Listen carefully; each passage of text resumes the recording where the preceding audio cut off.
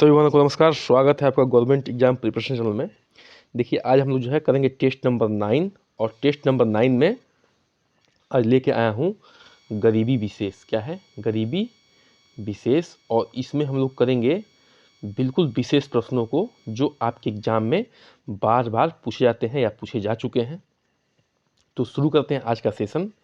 Dash गरीब वे लोग हैं जो नियमित रूप से गरीबी से बाहर आते जाते रहते हैं। डैश गरीब वे लोग हैं जो नियमित रूप से गरीबी से बाहर आते जाते रहते हैं। वो क्या है? कभी कभी गरीब लोग होते हैं, या दीर्घकालिक गरीब लोग होते हैं, या आलोड़न गरीब लोग होते हैं, या इनमें से कोई भी नहीं। तो ध्यान रखिएगा, जो दीर्घकालिक गरीब होते हैं वो नियमित रूप से गरीबी से बाहर आते जाते रहते हैं। ठीक है, ये ध्यान रखिएगा। नियमित रूप जो है कीवर्ड पॉइंट है हमारा। इससे हम लोग चीज़ को पकड़ेंगे कि जो दीर्घकालिक गरीब होते हैं वो नियमित रूप से गरीबी से बाहर आते जाते रहते हैं। चलिए क्वेश्चन नंबर हम लोग किस पे आते हैं? 2 पे आते हैं। निम्न में से कौन गरीबी रेखा से नीचे के लोगों की विशेषता है? देखिए, निम्न में से कौन से जो है गरीबी रेखा से नीचे लोगों की अर्थव्यवस्था है। देखिए हम लोग चार्ट बनाए थे, ये गरीबी रेखा थी। ठीक है, ये गरीबी रेखा थी, ये वाला पॉवर्टी लाइन था। और इसके जो नीचे रहता था वो क्या होता था? वो गरीब होता था। जो इसके ऊपर रहता था क्या होता था? वो अमीर रहता था। तो इस तरह से ये अमीर थे। ठीक है, और ये क्या थे? ये लोग गरीब रहते थे।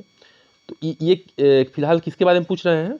गरीबी रेखा से नीचे, इसके नीचे जो जीवन जी रहे हैं, इन लोगों के बारे में बात हो रही है।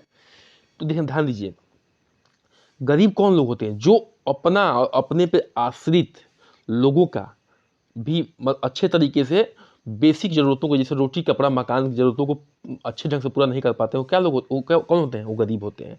तो इनकी विशेषता क्या होती है? कर्ज की जाल में फंसे रहते हैं। बिल्कुल फंसे रहते हैं। क्यों? क्योंकि अपना काम चलाने के लिए क्या करते हैं? वो किसी न किसी से कर्ज लेते हैं। लिंग असमानता, जब शिक्षित नहीं होते हैं तो क्या होता है? उनके अंदर लिंग की असमानता भी होती है। पुरुष प्रधानता होती है। क्या होती है? पुरुष की प्रधानता होती है। पुरुष प्रधानता होती है। ठीक है, अच्छा, नाजुक तबीयत। देखिए, जो नीति आयोग ने 12 पॉइंट को डिफाइन किया है, किसके लिए? नीति आयोग ने इन 12 पॉइंट को डिफाइन किया है गरीबी को डिफाइन करने के लिए, गरीबी के लिए। उसमें क्या क्या है? उसमें जैसे मैं बता रहा हूँ, कुछ को बता दे रहा हूँ। जैसे शिक्षा हो गया, स्वास्थ्य हो गया, पोषण हो गया, पेयजल हो गया, स्वच्छता हो गया। ये सब क्या है? इन सब चीज़ों को जो है नीति आयोग ने अपने मतलब क्या पॉइंटों में रखा है डिफाइन करने के लिए, संकेतकों को, जिसको संकेतक कहते हैं। मुख्य संकेतक 12 संकेतक हैं, 12 संकेतक है। तो देखिए ध्यान सुनिए, तो उसमें जो है नाजुक तबीयत, जो आदमी जो है मूलभूत आवश्यकताओं को पूर्ति नहीं कर पा रहा है, वो अपने स्वास्थ्य का ध्यान कैसे रख पाएगा? ठीक है, तो ये क्या होगा? उसमें डिफाइन होगा। तो ऊपर के सभी, देखिए फिलहाल तो इसको हम आसानी से कर सकते हैं। ये सर जी इतना समय क्यों वेस्ट कर रहे हैं, इसका तो आसान आंसर। लेकिन हमें क्या करना है? हमें हर पॉइंट पे बात करके अपने मेन एग्जाम के लिए तैयारी करनी है। ठीक है, मेन एग्जाम के लिए। इसलिए मैं हर पॉइंट को थोड़ा सा डिफाइन करने की कोशिश कर रहा हूँ, एक्सप्लेन करने की कोशिश कर रहा हूँ। तो दूसरे का आपका आंसर हो जाएगा डी ऑप्शन। ठीक है, आगे बढ़ते हैं। क्वेश्चन नंबर 3 पे आते हैं। निम्नलिखित में से कौन कौन जो है MPCE, MPCE का पूर्ण रूप है? MPCE का पूर्ण रूप है। ठीक है, तो ऐसी चीज़ों को अगर अंग्रेजी में याद किया जाता है तो बड़ा आसान हो जाता है। ठीक है, तो इसका देखिए फुल फॉर्म क्या है, मैं लिख दे रहा हूँ। मंथली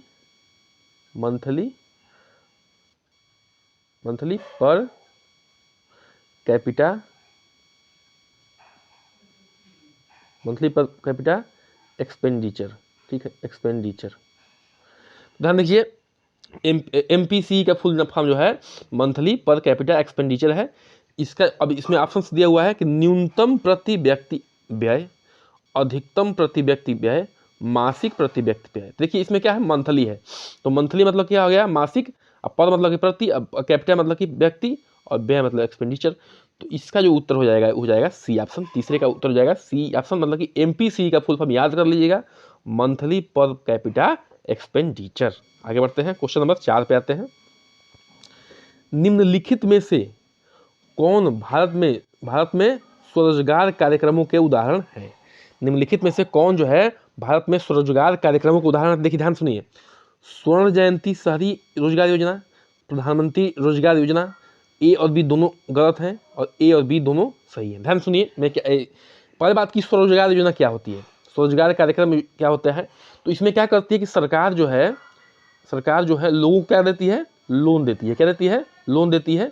और ये जो लोग हैं ये क्या करते हैं, अपना जो है खुद का क्या करते हैं, उद्योग बैठाते हैं, चाहे वो कुटीर उद्योग हो, बड़ा उद्योग हो। और इन उद्योगों में क्या करते हैं, लोगों को क्या कर देते हैं, रोजगार देते हैं। क्या देते हैं, लोगों को रोजगार देते हैं।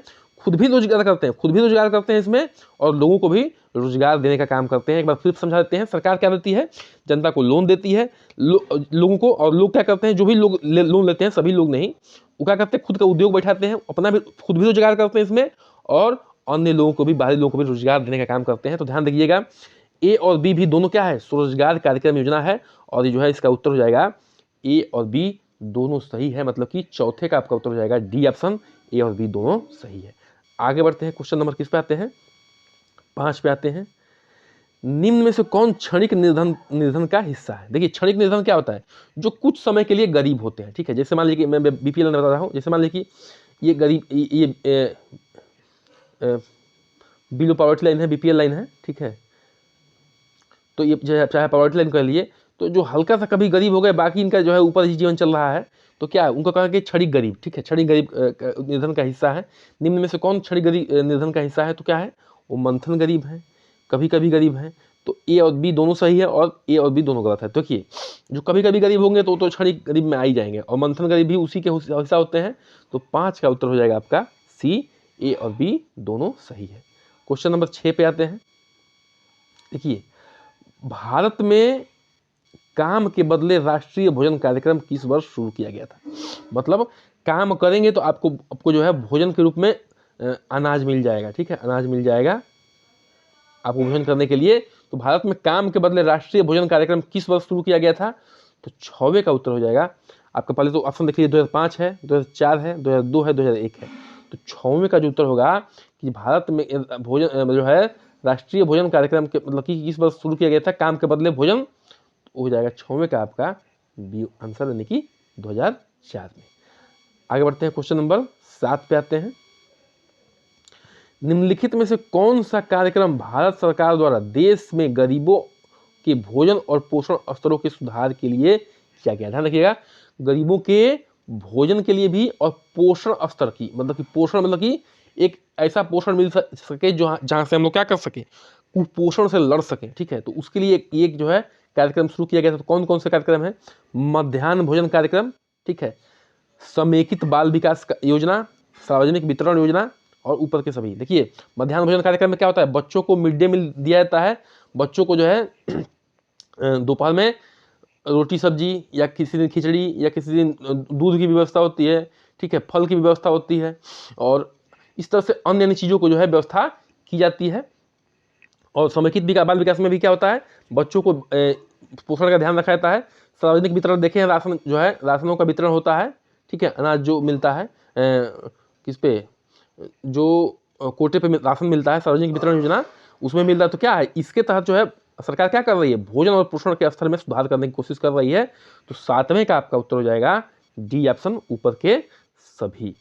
आगे बढ़ते हैं, क्वेश्चन नंबर हम लोग किस पे पहुंचते हैं, 8 पे। देखिए, अब कुछ क्वेश्चन का स्तर सुधरा है, स्तर अच्छा है।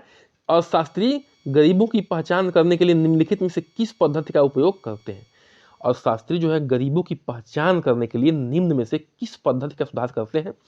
तो संपत्ति और व्यवसाय की स्वामित्व का, वार्षिक आय का, बचत का, या इनमें से कोई नहीं। ठीक है, तो देखिए, बचत का या इनमें से कोई नहीं।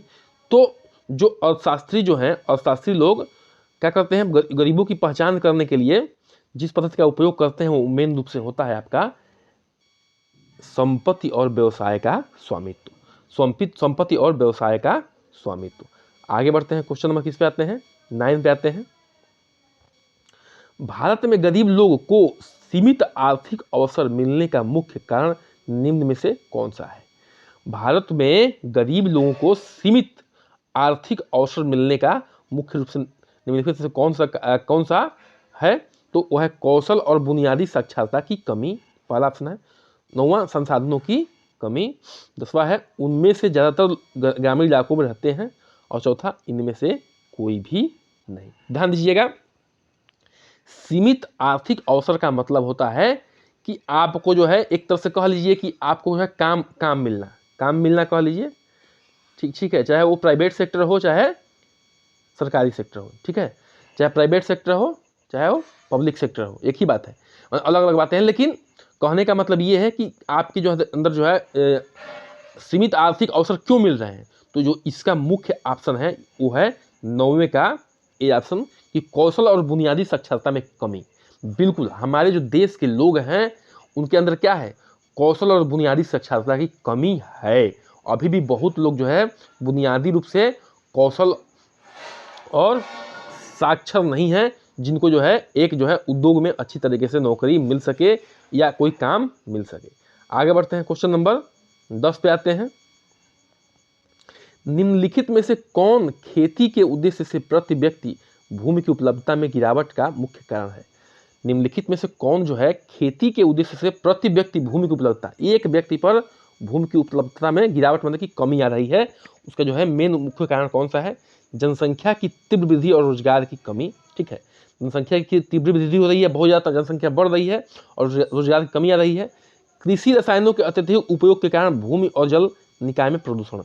जब देखिए क्या हो रहा है कि जब कृषि रसायनों के बहुत अत्यधिक प्रयोग हो रहा है, उससे क्या हो रहा है, भूमि हमारी क्या हो जाए, बंजर की तरफ पहुंच रही है, बंजर की तरफ जा रही है, ठीक है, बंजर बन रही है।